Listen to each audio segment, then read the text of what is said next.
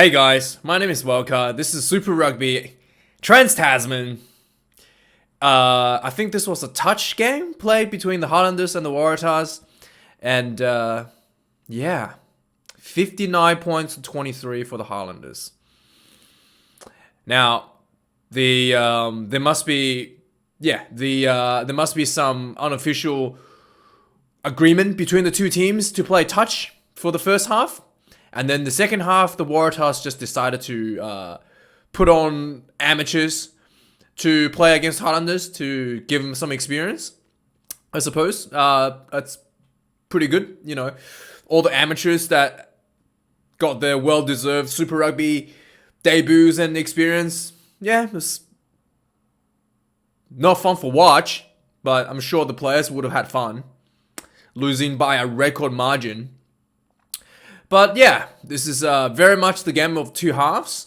First half, both teams were kind of close. And then Highlanders kind of put away a little bit towards the end of the first half. And the second half, the Highlanders just ran away. The Waratahs were having some tight up front rower issues. I think some of the front rowers were injured. And then the reserve front row, I think the hooker, injured during the game again, so the Waratahs were running literal people that they haven't even trained with before for the front row. So that could have been led to some of the poor performance, the really poor set pieces. The lineouts were really poor, scrums were poor, the breakdown was poor. Everything was poor. I'm surprised that Michael Hooper is not playing because apparently he was in quarantine for 2 weeks, the last 2 weeks, so he should be available to play this week. But yeah, even the captain himself can't be bothered to show up for this absolute onslaught. Very embarrassing, very disappointed, and I don't know. Do you guys find this kind of games interesting and entertaining? Because I personally think that the second half was just unwatchable. It was so one-sided. It was unwatchable for me. First half was fairly decent, to be fair. Anyway, the game started with a Highlanders try from the start. Okay, Highlanders scores the first try from the start, and this is kind of like a weird try for the Highlanders. So the Highlanders kind of did one pass out wide and did a cut out pass with two players in between them, kind of like screen runners. And the player on the outside received the ball, passed the ball back inside to the poor receiver. So the person who received the ball was behind the two screen runners, and he kind of runs around the two screen runners, and the screen runners didn't look like they were in a position to block the Waratahs defenders, but the TAS defense was so poor, they didn't even run it. They literally didn't even touch the screen runners, despite the fact that the Highlanders players were clearly obstructing. The Waratahs players didn't even make an effort to run into the obstructed players, the obstructing players, to cause the penalty. So they had to look at the replay. So Highlanders scores off this. Who was it that scores the try? Yeah, so there was Collins, 1 minute, less than a minute into the game, runs in for the try. And then so they look at the replay. The screen runners was in place for obstruction, but the defender failed to basically make an effort to make a to go for a tackle. So he didn't even run into the obstructing player. He just hang around them, and the referee's "Yep, I didn't see an obstruction. Try." That was so bad. Anyway, that was pretty poor from the Waratahs. Just players almost not knowing what's happening in front of them. The Highlanders were obstructing them, and they just didn't even realize this. And yeah, it was really, really poor. 1 minute in, first try for the Highlanders. However, the Waratahs were able to get back. right away into the Highlanders side and get themselves a penalty. A few minutes later, Harrison converts 3 points to 7, I think. 3 points to 7. And then the Waratahs were able to pull ahead following that conversion. They were able to recycle the ball back once again. There was a nice, lots of nice phases building up towards against Highlanders. I think, what's his name? Some of the, yeah. Anyway, let's keep going. We're building phases. There was nice pass out wide, a nice cut pass. Like Harrison saw the space out wide. A nice cut out pass from Harrison straight to Maddox. Maddox did a really nice strong running. Goes over for Waratahs' first try. And Waratahs gets the conversion up 10 points to 3. 10 minutes into the game.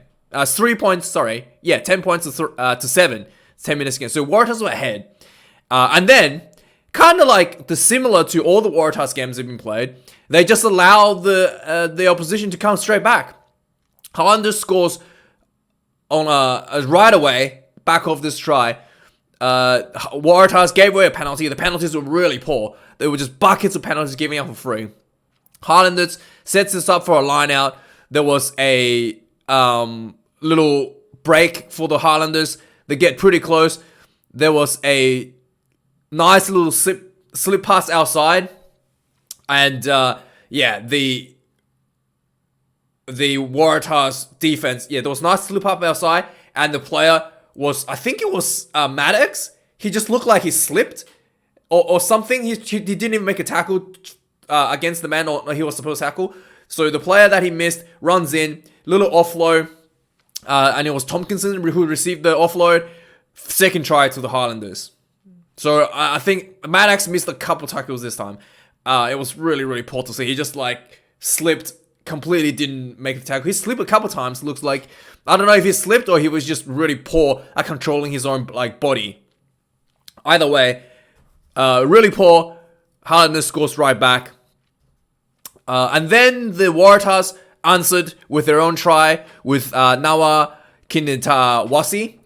And he goes over for the Waratahs for the second try. So this was actually a really nice ball setup for the Waratahs. It was a high ball. And the Highlanders failed to catch the ball. And Dempsey gets the ball. He passes the ball outside to Parecki. Parecki played really well this game. Like usual, every time he gets the ball, he looked like very dangerous. He goes, runs down the sideline as he was about to get pushed out. He do a nice inside ball to Nawa Kintawasi. He runs in for the second try for the Waratahs. And that was the last time the Waratahs score. That little spark of brilliance there, just non-existent for the rest of the game. The Waratahs were having massive exit issues. So once again, they received the ball from the kickoff, and right away they gave away the penalty inside their own half from the kickoff. The Highlanders gets the ball, kicks the ball out for a line out. Line out comes down. They did a little quick play where they try to play the ball. Run the ball down the 5 meter line channel, the 5 meter channel, and that didn't go anywhere. And they spread the ball back out wide. They spread the ball back out, and that's the second try for the that's the third try for the Highlanders. So they spread ball back, a couple more quick balls. The D goes in for the try for the Highlanders for the third try. After that, the Waratahs were able to strike back with their own score, but this was just a penalty. So straight away, there was a scrum. The scrum is kind of like 50-50 this game at this point. So there was a penalty against the Highlanders for the scrums. And the Waratahs converts to 3, stays in touch, which is still looking like, at this point of the game, it's looking like both teams were having discipline issues. But the Highlanders were able to reply to this with a try of their own. Again, the Waratahs gave away the penalty. Highlanders kicked the penalty out for a 5 meter line out. That turned into a very, very well executed maul. And the captain, Ash Dixon, gets the ball at the back. goes over for the 4th try for the Highlanders. And the Waratahs answers that try with another 3-point conversion. There was some poor defense from the Highlanders that gave away another penalty at the breakdown up to this point. So the Waratahs were able to get back another 3 points on the 38-minute mark. So at this point, the Waratahs were still in touch. They were, I think this was 3 points behind. There was 3 points behind to going at this point with 38 minutes, 2 minutes left. However, the Highlanders really wanted to put the foot down and get another try before halftime, which they did. The 5th try was awarded to the Highlanders. They were attacking, and the Waratahs defense were just going backwards, conceding territory with ease. Eventually, there was a wide ball spread out wide. They were about 10 meters out from the Waratahs try line. Jack Maddox slipped again, or he just completely misread the play. He kind of just ran up to the defender and then just did not make a tackle, basically. I don't know if he touched the defender at all, but it was really, really, really poor to see. And Highlanders goes in for a try. The kicker, Hunt, he missed a couple in the first half, so he really, really, really wanted to make sure he get this one. He stood there for about a minute and a half. Probably not a minute and a half because he can't take more than a minute, but he stood there for a very long time. Eventually takes a kick from the sideline and he gets this one. Really good to see. And the Highlanders goes into halftime with a 10-point lead. Okay, so the first half, the Waratahs were able to stage a fair amount of attacks. Did able to stay in the game due to Highlanders' mistakes. Highlanders' tackling was really poor in the first half as well. 70% success rate, which just over 70% success rate, which is really poor considering the Highlanders had the best defense in terms of in the competition going into this game. The team sat on the field, had a chat, looked like they were gonna lift it up in the second half, and they sure did. The second half was absolute one-sided. I don't know what do you call it? Domination for the Highlanders. The Waratahs. And it was so absurd. The Highlanders only scored 3 tries in the second half, but it was so absurd. The Highlanders were just look like they're just having fun now. They're playing against kids. You know how when you sometimes you see adults playing against children, and they obviously can't play really hard, and they just throwing the ball around, and they're just dropping the ball or trying to kick the ball or something to just make the game fun. That's basically what the Highlanders were doing against the Waratahs in the second half. The Waratahs could not score a single point. Anyway, so first try was scored due to the Waratahs. Waratahs had the Highlanders got really close to score, I think, and they got pushed out just before, they failed to score the try, and they got pushed out into the corner post. So the Waratahs had a 5-meter line out, and they coughed it up. And the Highlanders gets the ball, build a few phases, and the big man from the Highlanders just pick and go. Wait, no, did I say 3 tries the second half? I meant 5 tries. The list was so long, 2 of the tries was cut off from another page, okay? That's why I say 3. Okay, 5 tries. Anyway, what's his name? So D goes over for his second try of the game. After a poor Waratahs line out, he crashes over. He wrestles himself to the ground. A big guy, very strong. And the Waratahs defense was just, you can see it coming. You're watching this, you're like, Waratahs gonna, the defense looked like they were trying to make a tackle, but it just looked like children hanging off men and not able to actually get the job done. People are just not fronting up. And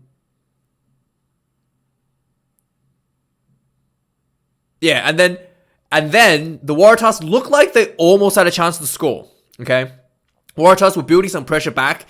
Around a few minutes later, they were getting kind of close to the Highlanders line. There was a nice little play out wide, a couple quick balls to the out wide, and eventually, I think it was Maddox. No, it wasn't Maddox. It was Nawa Kinetawasi went over, I think. But there was a early tackle from the Highlanders that caused a tiny little knock on the Waratahs player.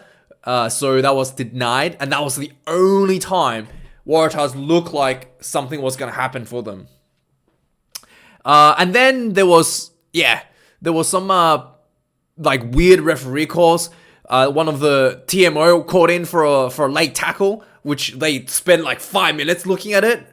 They spent like 3 minutes just to get the video up, and then they looked at it for like 2 minutes, and the Damien Murphy was like, yeah, no, just stop wasting my time. So there was kind of a waste of time.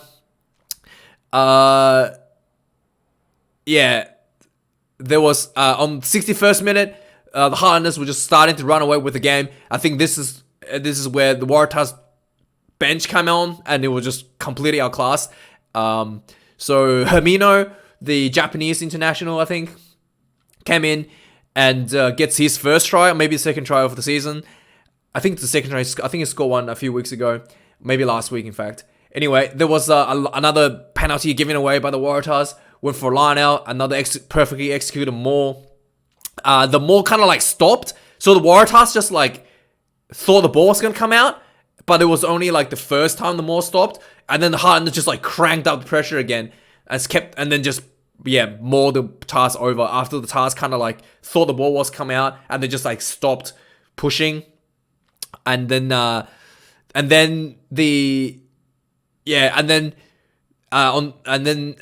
minutes later, Naraki was having a lot of fun in this game. He gets his second try. He just basically got the ball. Highlanders were building pressure back in the Waratahs. There was few passes. He got the ball out wide, goes over into the corner.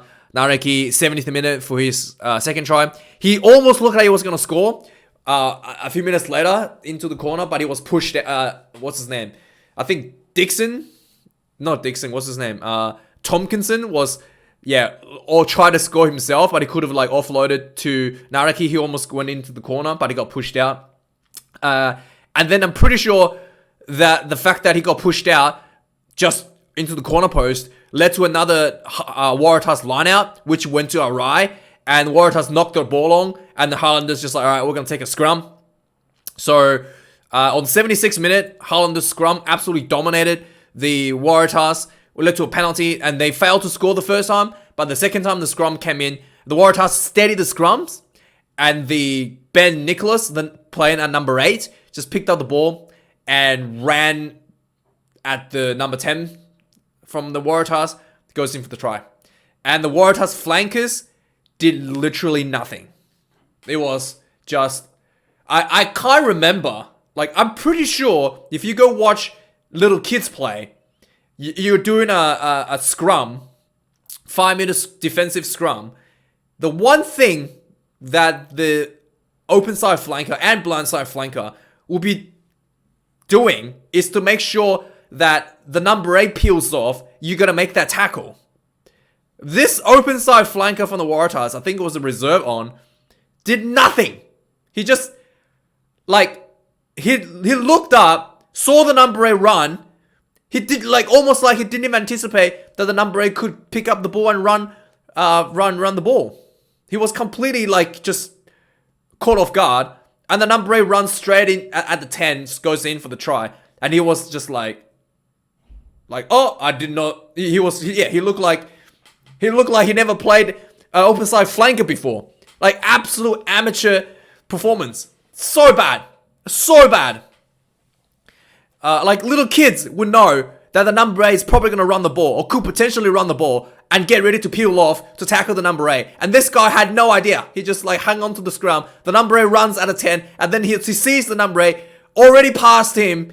And then he peels off and didn't even try to chase him. Just watch the ball go over. Really, really poor. And you look like the Highlanders could probably score a bit more in the second half. But they were just literally like throwing the ball around, trying to like have a bit of fun, or almost look like. And eventually the score was 59 points to 23. I want to just end this video. Highlanders, quite easy win. This is a record score for Highlanders against the Waratahs. And really, really poor performance. Anyway, guys, thank you for watching this video. Hopefully yeah, hopefully the next game is a little bit better. I'll talk to you guys a bit later. Cheers.